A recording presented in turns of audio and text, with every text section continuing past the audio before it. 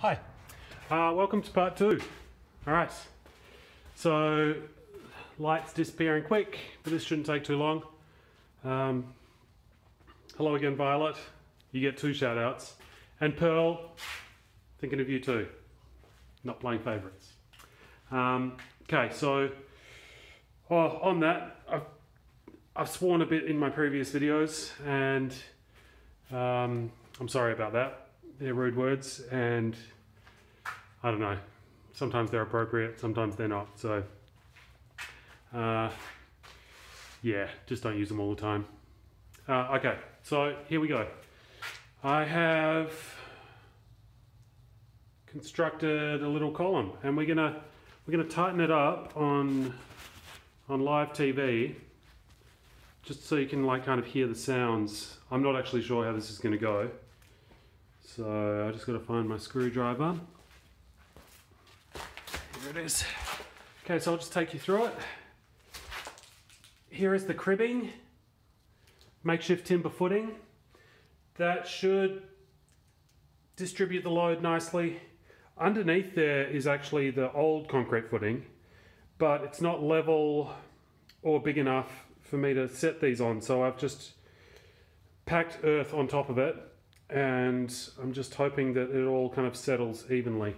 We'll keep an eye on it and we'll see how we go. Now, at this location, I've marked on all of the columns where they're at. This one here is, can you see that? It says -1 1/4. So at this location, we've sunk 1 1/4 inches from my reference point, which is the wall, because that hasn't so settled at all.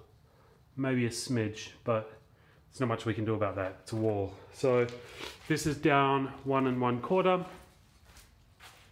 This location here, down 1 3/4. Here, we're getting into like crazy town. We're down 2 1/2 inches. Here, back up to 1 1/2, down. This one also crazy, -2 1/4 inches. Here, we are -3/4 inch. And here we are at 0. Oh, this one here is -1/4. This one here is 0. And the wall, again, is at a reference of 0, as it should be. So I've used my laser to just like get a line across the entire lot of them, so that's been my reference.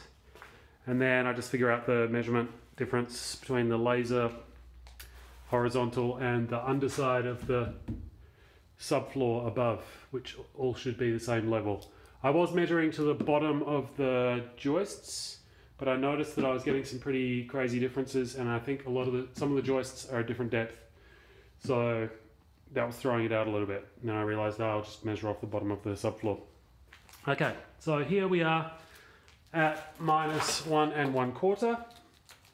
So I'm going to take a quick measurement now and see if we can pick up between 1/8 and 1/4 inch in this drive, this go, I guess. Yep. Okay, so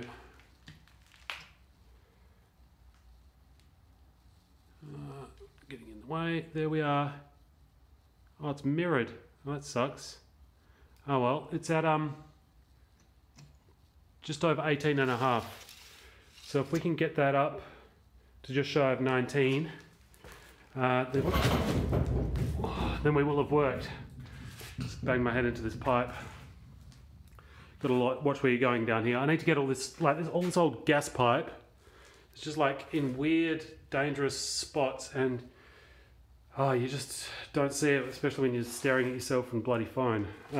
Okay, so here we go. We are going to do a bit of a tighten. So we've got what we call a screw jack. These things are brilliant. They're basically just one moving part. They're a cast iron kind of housing that ends in like a nice kind of elephant's foot bell shape to spread the load.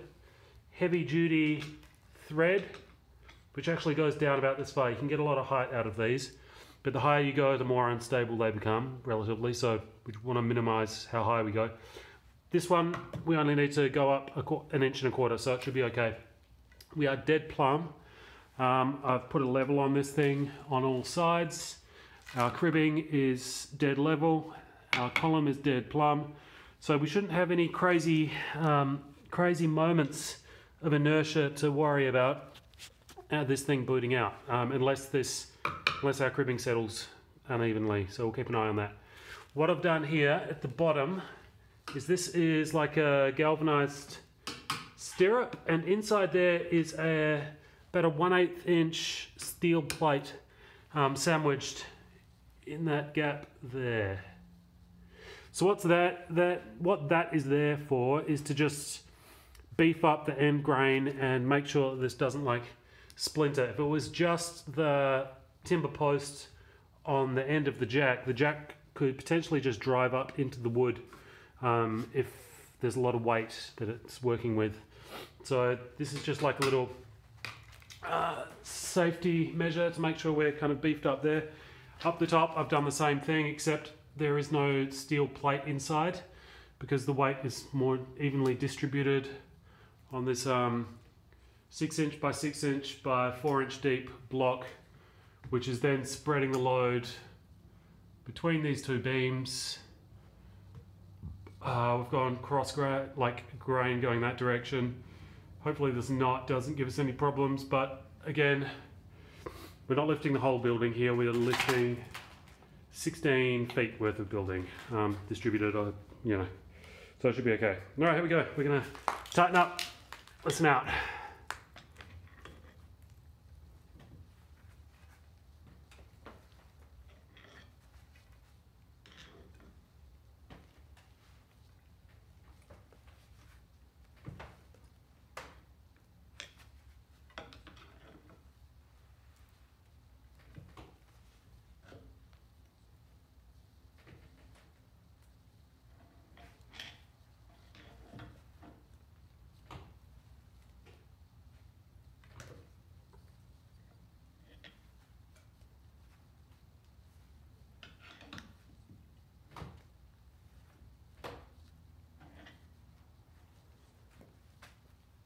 Okay, that's about as far as I want to go with that for now. That's well and truly loaded up. We are still loaded over here, so we haven't unloaded this one. Not too much anyway. I think we've just picked up some slack. So let's see what this measurement says now, because I think we've probably up about 1/4 there.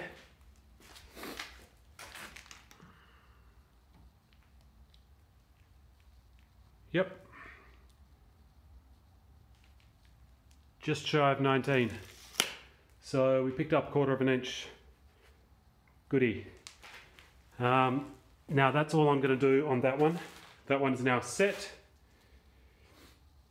And I'm just going to keep an eye on it. And next will be either this one, although there's something in place there. I'll probably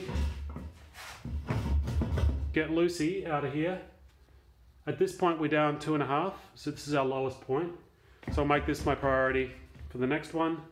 We'll pick this up, get something in there, get it loaded, and then I'll work my way along. I think I'll do, yeah, I'm not sure where I'll go from there. I might put posts. You can get these like screw posts. So this is like this is for like really lifting.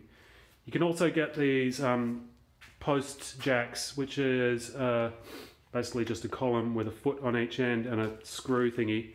It's basically this, but in metal and all one piece, and they're much more stable. They can lift around this, well, they can hold around the same weight. I'm not sure, they get pretty tough to turn apparently if you're trying to lift heaps with them, but I think they work great in like numbers, and they're relatively cheap, like 60, 70 bucks. So I think for these problem columns, I'm just going to get a screw, like a jack post, either side, to unload the Super Dicky columns, so that I can replace them with something more permanent, temporary, at least at the right height. Plan is to get all of these sort of temporary columns and bits to push the floor up to till it's level.